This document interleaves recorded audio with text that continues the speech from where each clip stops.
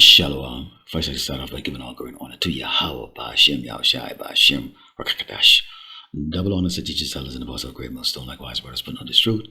Faithfully, fearlessly feeding the sheep of two brothers and sisters. Tuning in Shalom. Today's lesson's title: He is weak, indecisive, and doomed for destruction.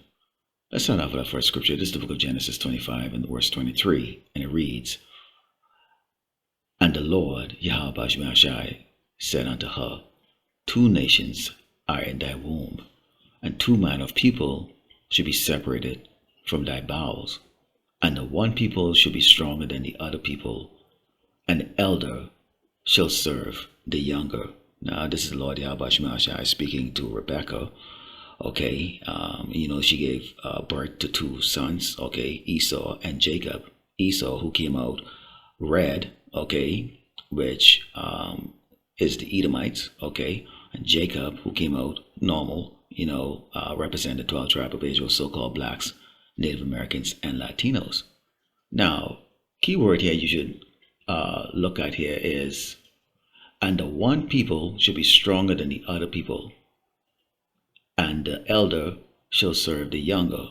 So the elder is Esau, the Edomite, the so-called white man. He will serve the younger, okay, Jacob, which is the 12 tribe of Israel. And the former, okay, Esau, is weaker than the latter, which is Jacob. Let's take a look at this clip and you can decide for yourself. Jim Jeffries is quoted as saying, he's fighting to prove that a white man is better than a Negro. 20,000 people from all over America have the time and the money to flock to Reno, paying $10 and up, around $240 today. In the 15th round, Jeffries is knocked down for the first time in his career.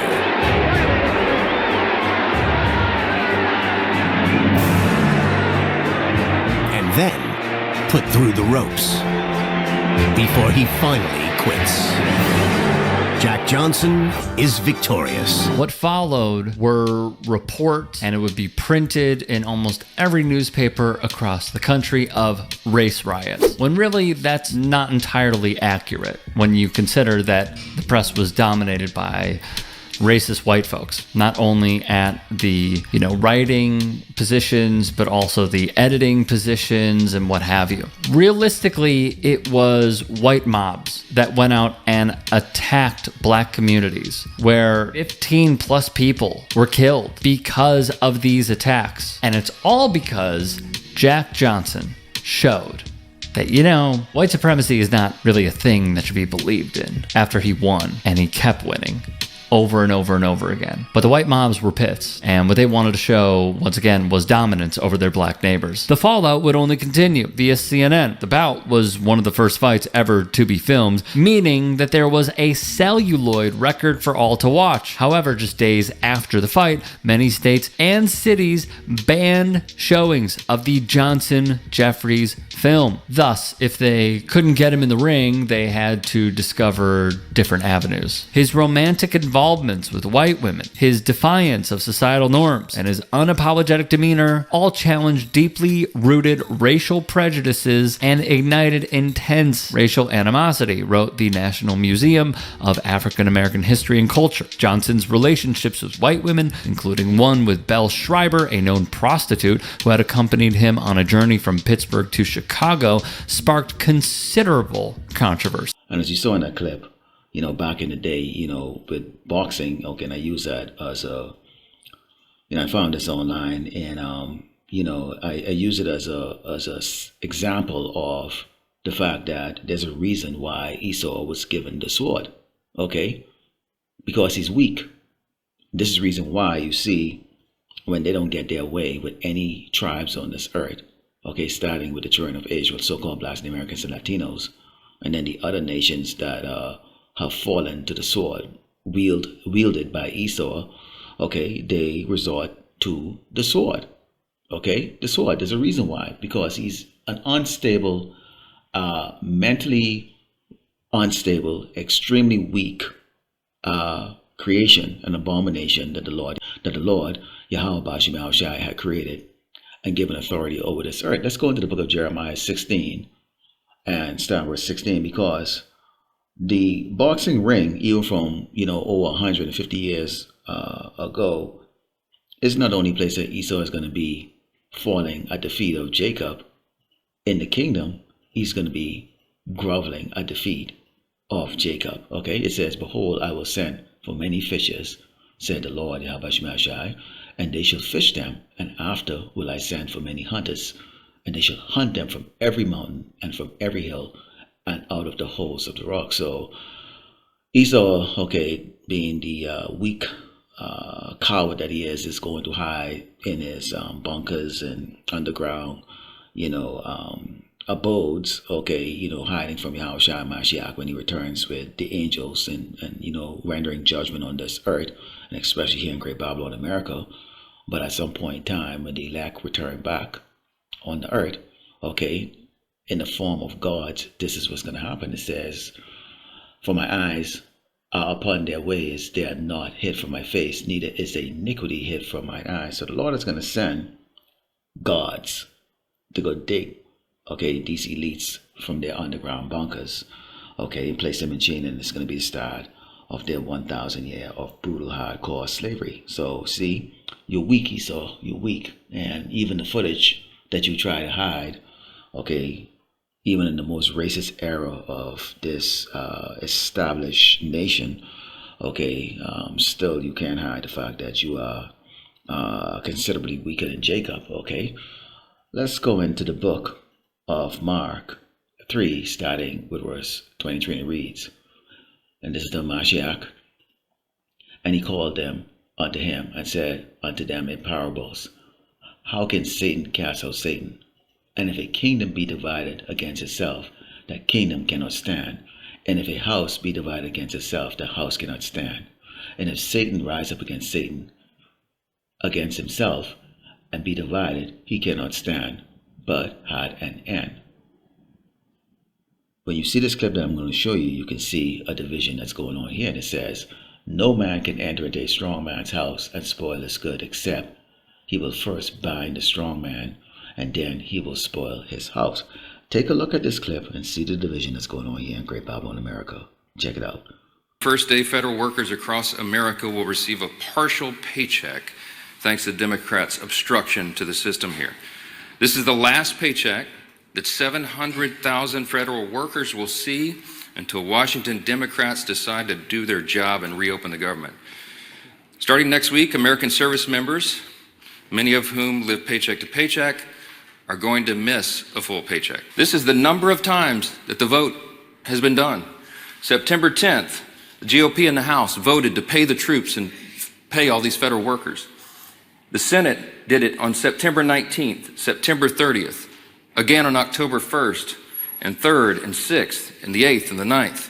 Every single time the Republicans voted to pay the troops and federal workers, and every single time the Democrats voted not to. If you're a service member who's not getting a paycheck, it's because Chuck Schumer has to appease the Marxist. Cut and simple. It's plain and simple. Shame on you, Chuck. Every Senate Democrat who's going along with this, you lack the moral fortitude to do the right thing. And as you saw in that clip, okay, people are not getting paid. People are not getting paid here in Great Babylon, America, because you have a government lockdown, because there's indecisions being, that we see going on right now. They can't get along. Each have their own agenda. Okay, so they're very indecisive. And who's suffering? Let's go into the book of Proverbs 29. Okay, and I'm going to read two versions. One is the King James Version, and one is the NLT, okay, which is the New Living Translation. Let's go into the King James Version first and read. And it reads, if a ruler hearkens to lies, all the servants are wicked. The poor and deceitful man meet together. The Lord Yahweh shall lighten both their eyes. The king that faithfully judgeth the poor, his throne shall be established forever. Okay, so you have a ruler that hearkens to lies. Okay, when we're talking about Nero Trump right now. Okay, and left wing, right wing, it doesn't matter. They all hearken to lies, and so the servants. Okay, this is the blame game that's going on right now. And you also have the poor people that are suffering actually hearkening to the lies, even including Jakes, okay, who have actually decided that they're Republican or Democratic, and they're hearkening into the lies. Okay, when you actually look at the NLT translation of this, it says, if a ruler pays attention to liars, all his advisors will be wicked. Isn't that what's happening right now in America? Okay, the advisors are wicked. The poor and the oppressor have this in common. The Lord, Yahweh Shemashai, gives sight to the eyes of both. If a king judges the poor fairly, his throne will last forever, which we know that this throne of Great Babylon America is not going to last forever because they don't judge anything in righteousness. And this is going to lead to this. Let's go into 2nd Ezra 15. And verse 16 says, for there should be seditions amongst men, and awaiting one another, they shall not regard their kings nor princes, and the cause of their actions shall stand in their power, which is talking about these poor people rising against the oligarchy, okay, or these rich people that are oppressing them. And it says, a man shall desire to go in a city, and shall not be able, for because of their pride the city shall be troubled, the houses shall be destroyed, and men shall be afraid. Actually, let's take a look at that word sedition. It means conduct or speech inciting people to rebel against the authority of a state or monarch, and what you have is a monarchy system being set up as we speak right now, okay?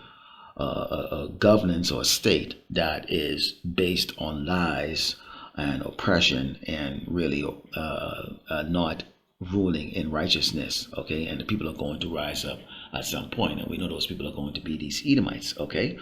So this is a message to Esau, okay? This is the book of Ecclesiastes 9 and 12. It says, for man also knoweth his time, as the fishes that are taken in the evil net, and as the birds that are caught in the snare. So are the sons of man snared in an evil time, when it falleth suddenly upon them. I'm going to show you this clip, and this is what happened this morning, okay, out there in Tennessee. And you can see how the Lord, Yahweh Shemashai, when he does judge the wicked, nobody sees it coming. Take a look at this.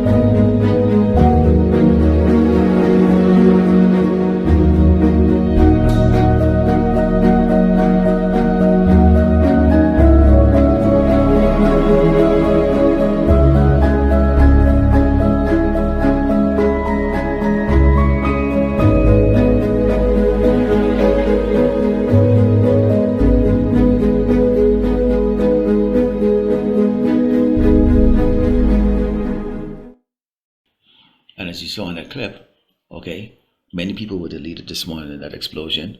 Okay, most likely that was attached to maybe some type of military operation or depot, or where they, manufacturing explosive to use probably even against Jakes. Okay, and many of them are now in the spirit world as we speak. Okay, this is Proverbs 27, and one it reads, boast not thyself of tomorrow, for thou knowest not what a day might bring forth.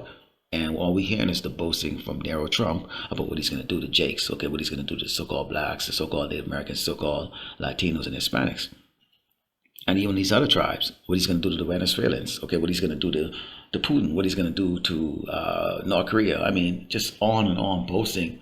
But the Lord Yahweh Shemashai is the one that actually operates the part of man. Okay, let's close with the book of Deuteronomy 32 and 39. It reads, see now that I, even I, am he, and there's no God with me. I kill and I make alive. I wound and I heal. Neither is there any that can deliver out of my hand. So once the Lord Yahweh Shemashai set his eyes on you to kill you, you're gonna die. Okay, you're gonna die. Okay, so this has been, he's weak, indecisive, and doomed for destruction. Okay, and the last clip was just a sample, okay, or like metaphorical sample of how Esau can be, taken off his path of destruction towards the children of Israel so easily by the Lord Yahweh Shemashai. So Lord willing, the lack was satisfied. I close by giving all glory and honor to Yahweh Shemashai Bashem Rakakadash Shalom.